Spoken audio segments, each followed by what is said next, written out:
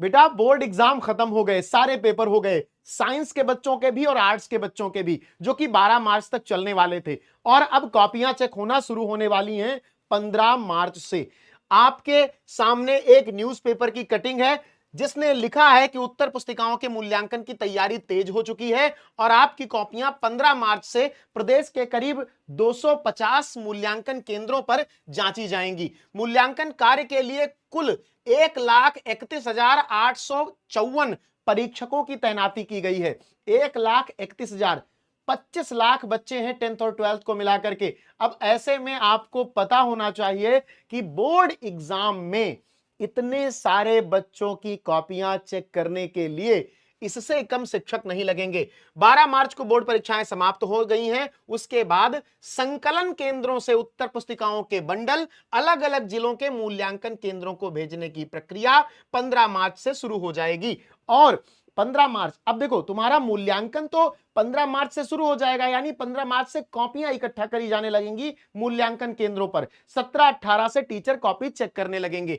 ठीक है, अब संकलन केंद्र क्या होते हैं? जब आपका रोज पेपर होता है तो शाम को आपकी कॉपियों का बंडल बनाकर आपके जिले के डीआईएस ऑफिस के द्वारा निर्देशित एक स्थान पर इकट्ठा किया जाता है। और जब आपके मूल्यांकन की प्रक्रिया शुरू होती है तो जिस दिन से मूल्यांकन निर्धारित होता है उस दिन से उन कॉपियों को मूल्यांकन केंद्रों पर भेजा जाने लगता है। तो अब ध्यान से समझ लो, 15 मार्च से तुम्हारी कॉपियां भेजी जाने लगेंगी। 17-18 से तुम्हारी कॉपियां, 17 मार्च को मूल्यांकन कार्य में लगे शिक्षकों का प्रशिक्षण होगा और 18 मार्च से कॉपी चेक होने लगेगी। माध्यमिक शिक्षा परिषद के सचिव भगवती सिंह ने बताया कि मूल्यांकन कार्य को पारदर्शी और समयबद्ध तरीके से पूरा करने के लिए सभी आवश्यक तैयारियां पूरी कर ली गई हैं।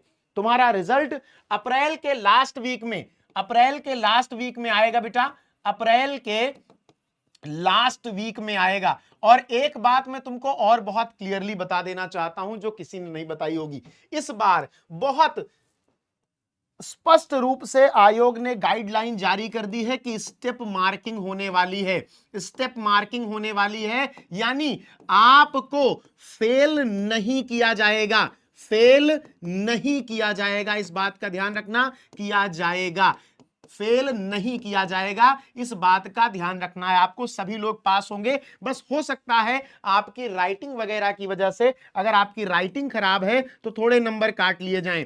स्टेप मार्किंग क्या होती है? मान लो तुमको दिया गया कि भाई आप लोग 2+2+2+2 इसको जोड़ करके बताओ। तो पहले स्टेप में आपने 2 और 2 जोड़कर 4 लिखा, दूसरे स्टेप में आपने 2 और 2 जोड़ करके 4 लिखा, उसके बाद में आपने तीसरे स्टेप में 4 और 4 जोड़ करके 8 लिख दिया। बहुत सारे बच्चों ने मान लो गलती से 4 और 4 जोड़ा लेकिन उनके दिमाग में कुछ और था, इसको 9 कर दिया। बहुत सिंपल सा एग्जांपल दे रहा हूं, ऐसा सवाल 12th में आता नहीं है, एग्जांपल दे रहा हूं। तो देखो ये वाला स्टेप सही है तुम्हारा, ये वाला स्टेप सही है, केवल ये वाला गलत है, तो इन दोनों का नंबर तुमको मिलेगा, इन दोनों का मिलेगा, केवल लास्ट वाले स्टेप का नंबर नहीं मिलेगा।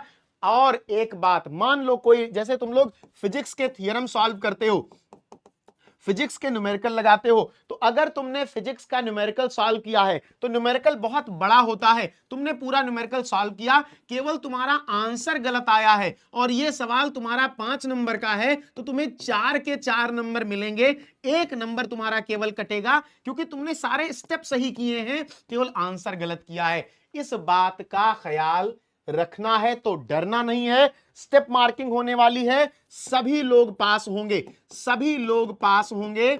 और हम लोग इसके लिए ज्ञापन भी देने जा रहे हैं। ज्ञापन कौन सा? जो हमने आपसे कहा था ग्रेस मार्क वाला, ग्रेस मार्क वाला ज्ञापन भी हम लोग देने जा रहे हैं बेटा। आप लोगों को कमेंट करके बताना है कि आपका कौन सा क्वेश्चन टफ आया था, और अभी इसमें बता देना, इसमें भी बता देना, बाकी मैं इसके लिए अलग से वीडियो लाऊंगा कि सभी लोग बता दो, तो मैं उसको सबको ऐड करके तब लेके जाऊं। ग्रेस मार्क के लिए क्या करना है आपको बताना है अपना क्वेश्चन नंबर, क्वेश्चन नंबर जो आपको आउट ऑफ सिलेबस लगता हो, आउट ऑफ सिलेबस लगता हो, ठीक है, या आपको लगता हो कि वो कठिन था, ये आपको बताना है। और अपना सब्जेक्ट भी मेंशन करना है, फिजिक्स था या केमिस्ट्री था या मैथ्स था या हिंदी था या इंग्लिश था। और इसमें आर्ट्स वाले बच्चे भी कमेंट कर सकते हैं, हम सबकी बात करने वाले हैं, तो आपको घबराना नहीं है। आपकी कॉपियां चेक होना शुरू होने वाली हैं और अप्रैल के लास्ट वीक में मैं बिल्कुल क्लियर तौर पर बताऊं तो 20 से, इसको अलग से मैं बता देता हूं, ठीक है, इसको अलग से बता देता हूं, ध्यान से इसको लिख लो। रिजल्ट कब आएगा, आएगा, रिजल्ट कब आएगा, इसको लिख लो ऋषि सर की भविष्यवाणी, ऋषि सर की भविष्यवाणी, भविष्यवाणी, मैं भविष्यवाणी कर रहा हूं तुम्हारा रिजल्ट 20 अप्रैल से